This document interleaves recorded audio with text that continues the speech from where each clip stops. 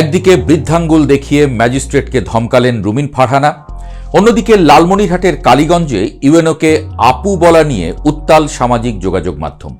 বলা হচ্ছে সরকারি চাকুরেরা জনগণের চাকর, কৃতজ্ঞ চিত্তে দেশের ও দশের সেবা করাই তাদের ডিউটি। আসলেই কি তাই? আসলেই কি সরকারি কর্মকর্তারা জনগণের চাকর? তাদেরকে আমজনতার মতো আপু, ভাই, খালা, খালু ডাকা কি আসলেই যুক্তিযুক্ত, নাকি এসব সম্বোধন কিংবা আচরণের পেছনে কাজ করে বেশ বড় রকমের রাজনীতি? চলুন জানি।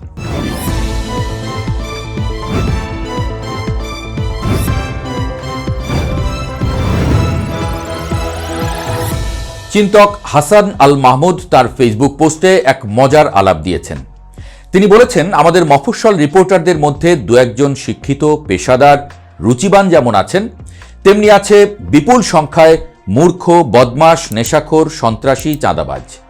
কতগুলো আবার ইয়াবা ব্যবসাও করে। আর ঢাকায় নিউজরুম যারা পরিচালনা করে তাদের ব্যাপারে আর কিছু না বলি। গত বৃহস্পতিবার লালমনিরহাটের কালীগঞ্জের রয়্যাল ফুটবল একাডেমির 10 বছর পূর্তি উপলক্ষে একটি চড়ুইভাতি অনুষ্ঠান ছিল। অনুষ্ঠানের অনুমতি নেওয়ার সময় ইউএনও বলে দিয়েছিল অনুষ্ঠান যেন 10টা থেকে 10:30টার মধ্যে শেষ করে দেওয়া হয়, কিন্তু বর্বরগুলো রাত 1টা পর্যন্ত লাউড স্পিকারে অনুষ্ঠান চালিয়ে যাচ্ছিল। রাত 1টার দিকে ইউএনও ফোন করে তাদের চার্জ করে কেন এত রাত পর্যন্ত অনুষ্ঠান চলছে। ওভারফোনে আয়োজকদের একজন তাকে বলেন, 5 মিনিটে শেষ করে দিচ্ছি আপু। তখনই ইউএনও রিয়্যাক্ট করে বলেন, আমি আপনার আপু নই। হাসান আল মামুনের মতে আইন অমান্যকারী এবং শব্দদূষণকারী বদমাশদের চার্জ করার জন্য এটা একদম একটা যথার্থ প্রতিক্রিয়া ছিল। বরং তিনি কম কিছু করেছেন। তার উচিত ছিল পুলিশ পাঠিয়ে সবগুলোরে অ্যারেস্ট করা এবং ভ্রাম্যমাণ আদালত বসিয়ে 7 দিন থেকে 1 মাসের কারাদণ্ড দেয়া। রয়্যাল ফুটবল ক্লাবের একজন আইন অমান্যকারী সদস্য কেন একজন ম্যাজিস্ট্রেটকে আপু বলবে? এত আবদার কেন? আপু বলার উদ্দেশ্য তো হলো তার লেজিটিমেট কর্তৃত্বকে লঘু করে দেয়া, আর এটাও স্মরণ করিয়ে দেয়া যে আপনি একজন নারী। একজন অপরাধীকে এত খাতির জমানোর সুযোগ কেন দিতে হবে? হাসান আল মাহমুদ আরও বলেছেন, তাছাড়া আইন প্রয়োগকারী সরকারি কর্মকর্তাদের সাথে জনগণের কিসের প্রিন্সিপ? কলোনিয়াল মাইন্ডসেটের কারণে স্যার বলাটা আমাদের এখানে একটা সমস্যাই। কিন্তু তাই বলে ভাই, আপু কোন যুক্তিতে? পদের নাম ধরে ডাকতেই পারি আমরা, ইউএনও মহোদয়, ওসি সাহেব ইত্যাদি। আর সরকারি অফিসাররা জনগণকে স্যার ডাকলে জনগণও তাদের পাল্টা স্যার ডাকতে পারে, এতে অসুবিধার কিছু নেই। মানে আলাপটা কিন্তু গুরুত্বপূর্ণ। এদিকে রুমিন ফারহানার কথা যদি বলি একটু, ভদ্রমহিলার সারাটা জীবন বিএনপির জন্য খেটেছেন সবার চোখের সামনেই। কি সংসদে, কি টেলিভিশনে আওয়ামী লীগকে এক হাতে যেন সাইজ করেছেন। কিন্তু দিন শেষে যেখানে নিজেকে দেখতে চেয়েছিলেন দেখা যায়নি তাকে। নির্বাচন করছেন একা, সিস্টেমের গ্যারাকলে পড়ে আগের মতো সেই সুবিধাটা তিনি মাঠে আর পাবেন না, এটা বলাই যায়। কিন্তু শনিবার মেজাজ যেন ধরে রাখতে পারলেন না তিনি। বৃদ্ধাঙ্গুলি দেখাতে হলো ম্যাজিস্ট্রেটকে। ম্যাজিস্ট্রেট নাকি তার নির্বাচনী প্রচারণায় বাধা দিয়েছেন, এমন অভিযোগ তার। উপমহাদেশে সরকারি কর্মকর্তাদের কিভাবে দেখা হয় বা তাদের সাথে সাধারণ মানুষের মিথস্ক্রিয়া কেমন হওয়া উচিত তা নিয়ে বিতর্ক বহু পুরনো। পাবলিক সার্ভেন্ট শব্দটা শুনতে বেশ রোমান্টিক লাগে। সংবিধানেও বলা আছে প্রজাতন্ত্রের সকল ক্ষমতার মালিক জনগণ। সেই হিসেবে প্রজাতন্ত্রের কর্মচারীরা জনগণের সেবক। কিন্তু মাঠ পর্যায়ের বাস্তবতা আর সাংবিধানিক শব্দমালার মধ্যে যে যোজন যোজন দূরত্ব, তা অস্বীকার করার কোনো উপায় নেই।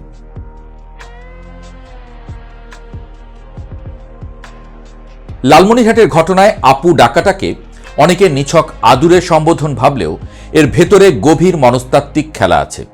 হাসান আল মাহমুদের পয়েন্টটা এখানে স্ট্রাইক করে। যখন একজন নারী আইন প্রয়োগকারী কর্মকর্তা তার ক্ষমতা মোতাবেক হয়ে কোনো অপরাধীকে প্রশ্ন করেন, তখন উল্টো পাশ থেকে আপু সম্বোধনটা আসলে একটা ডিফেন্স মেকানিজম। পুরুষতান্ত্রিক সমাজে কোনো নারীর হাতে ক্ষমতা থাকলে অনেক পুরুষই অবচেতনভাবে সেটা মেনে নিতে চায় না। তাকে ম্যাডাম বা ম্যাজিস্ট্রেট না ডেকে আপু ডাকার মাধ্যমে তার অফিসিয়াল সত্তাকে পাশ কাটিয়ে তার নারী সত্তা বা পারিবারিক সত্তাকে সামনে আনা হয়। এর মানে হলো, আপনি তো ঘরের মেয়ে, এত কঠোর হচ্ছেন কেন? এটি ক্ষমতার ভারসাম্য নষ্ট করার একটি সূক্ষ্ম কৌশল। একজন পুরুষ ম্যাজিস্ট্রেটকে রাত 1টায় আইন ভঙ্গকারীরা ভাই ডাকার সাহস সম্ভবত কম দেখাতো, যতটা সহজে একজন নারীকে আপু বলে ম্যানিপুলেট করার চেষ্টা করা হয়।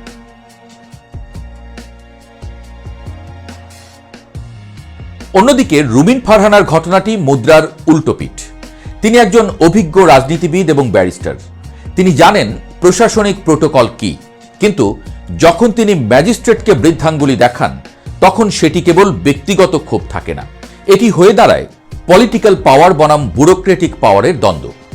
নির্বাচনী মাঠে একজন প্রার্থী যখন মনে করেন প্রশাসন নিরপেক্ষ নয়, তখন এই সম্মান বা প্রোটোকল ধসে পড়ে। রুমিন ফারহানার এই আচরণ ইঙ্গিত দেয় যে রাজনীতিবিদরা যখন ক্ষমতার বাইরে থাকেন তখন তারা আমলাতন্ত্রের সেই লৌহ কপাটের ভুক্তভোগী হন, যা সাধারণ মানুষ প্রতিদিন ফেস করে। তবে তার আচরণের ভঙ্গি নিয়ে প্রশ্ন ওঠা স্বাভাবিক। একজন আইন প্রণেতা বা হবু প্রণেতা হিসেবে আইন প্রয়োগকারীর প্রতি তার আচরণ কি পাবলিক পারসেপশনে নেতিবাচক প্রভাব ফেলে না? এখন প্রশ্ন হলো, সমাধান কি? আমরা কি স্যার ডাকবো নাকি ভাই? উন্নত বিশ্বে সরকারি অফিসে গেলে সম্বোধন হয় অত্যন্ত পেশাদার।